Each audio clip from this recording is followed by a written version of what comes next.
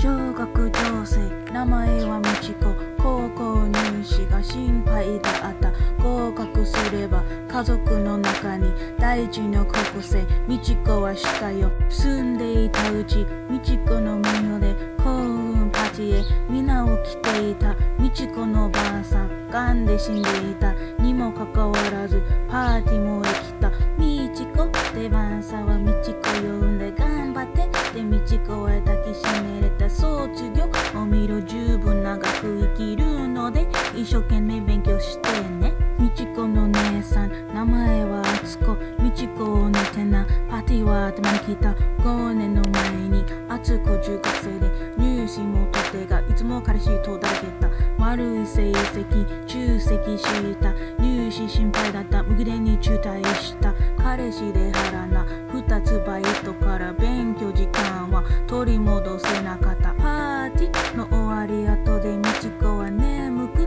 部屋に行きながらあつこはみちこを見つめてもくろみを考えた。顔に微笑み止めた。この世界に自分自身の身を考えれば他人にためる。他人の技と痛まれば結果は輝より悪くなれる。この世界に自分自身の身を考えれば他人にためる。他人の技と痛まれば結果は輝より悪くなれる。試験日にみちこはここで入試を取った気持ちよく感じた。帰りながらあつこは来ていた入試教室に忍び込んでいた。みちこのテストは見つけていた。ただし答えをいたずらっぽく消して間違えて答えを書いた。顔に微笑みと変えた。入試結果は閉鎖された。みちこを見て番号見つけなかった。目に涙と家に走った。部屋に押し入れから縄を取った。みちこは自分の首の周りに縄をきつく結んだ。椅子の上に立った縄と天井からくくった。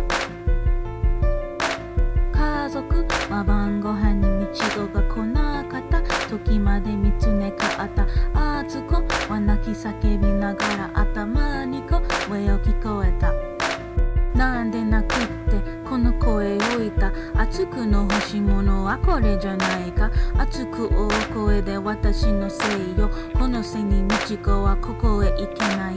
雪に崩壊してみちこのベッドの下に手紙を見た。手紙の上にあつこへ書かれた。手紙の中にこれは書かれた。あつか姉ちゃんの100回辞典を分からせてありがとう。ここで授業はよくわかる。高校の授業からあつこは高校へ行けなかった。それからあつこの受け上げる。最近最初の高校に受け入れられるために一生懸命勉強している。私は受け入れられないでもあつこはこの手紙をもらおう。頑張って。この世界に自分自身の身を考えれば他人にためる。他人の技と痛まれば結果は輝より悪くなる。